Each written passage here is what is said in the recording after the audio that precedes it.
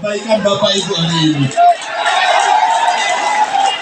Izinkan saya menyampaikan betapa cintanya saya kepada NTT ini. Ini adalah provinsi yang beberapa kali saya kunjungi. Kami sudah menyiapkan kunjungan ke beberapa tempat, termasuk di Manggarai ini. Hari ini hati saya tenang. Saya melihat kiki-kiki yang muncul untuk menunjukkan kebahagiaan karena senyumnya lebar. Ibu bapak yang sangat saya hormati, sangat saya kasih. Tadi saya sudah bertemu dengan uskup, dengan tokoh agama.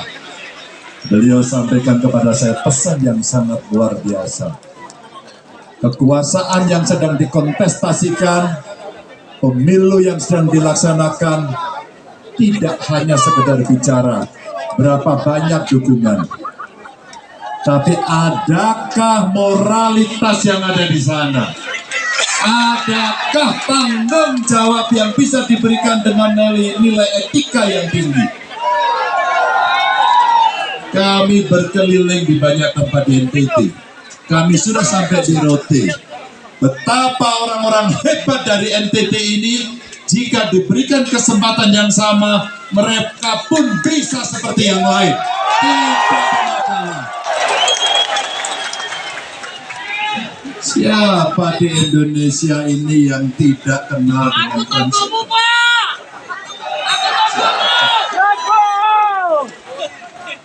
Ketika saya melihat daerah-daerah yang butuh memperjuangkan, butuh diperjuangkan untuk bisa setara, maka yang saya bayangkan adalah mulai dari kesehatan harus baik.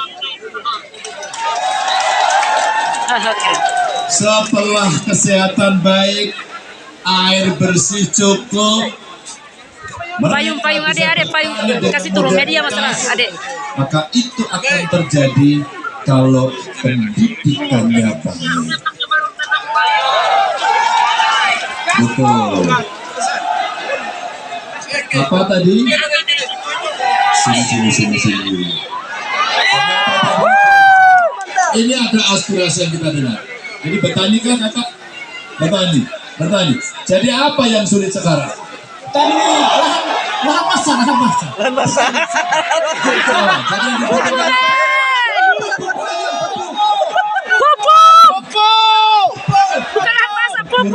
pupuk. Iya. Berkeliling kemudian di banyak tempat.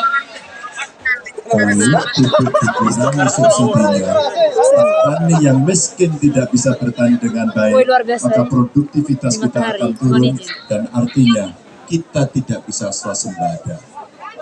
Nah, soal perut, soal pertanian ini adalah soal hidup matinya bangsa. Dan anak-anak kita ini adalah jagoan pertanian yang hebat. Berikan kesempatan pada anak muda, kasih pada petani-petani. Kalau cuma tanam singkong sama jagung, mereka lebih jago.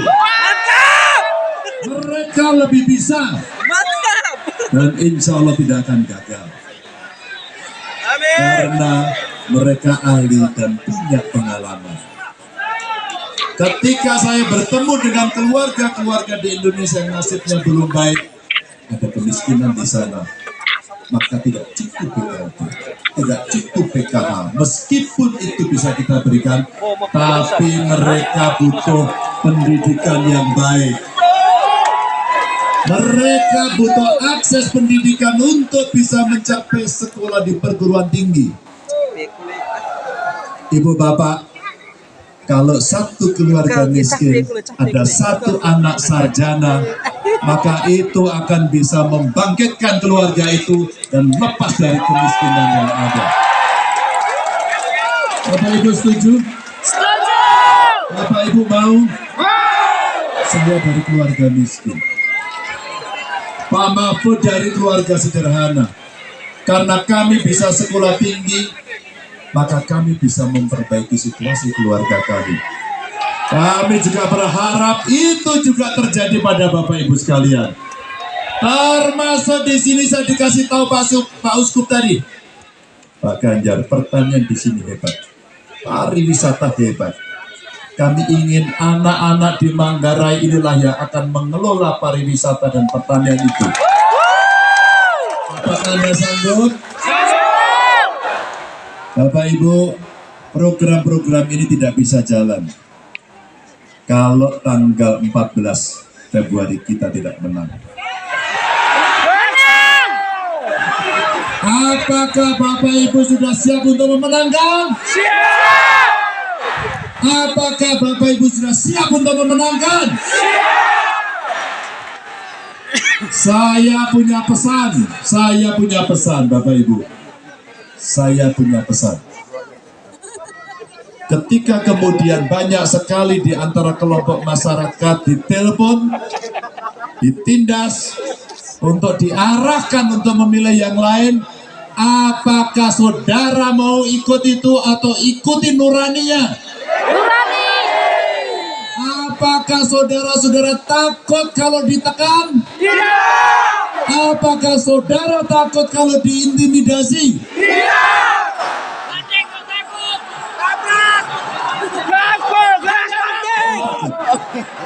Saudara takut? Tidak.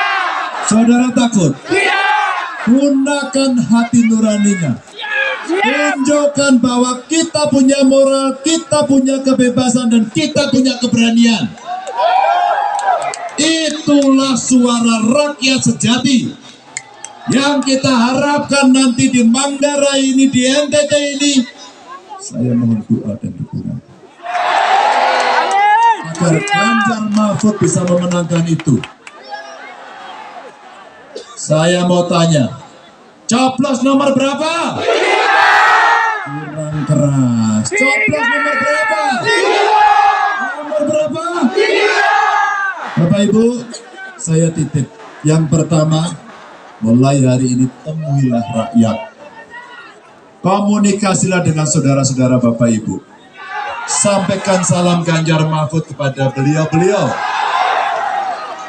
Sampaikan dan dengarkan program-program Ganjar Mahfud dan dengarkan dengan baik apa yang menjadi keluhan rakyat. Sampaikan kepada kami agar kami bisa memperbaiki dan mendengarkan suara rakyat.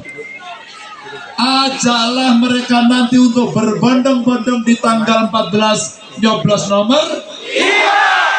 Ajari mereka nyoblos.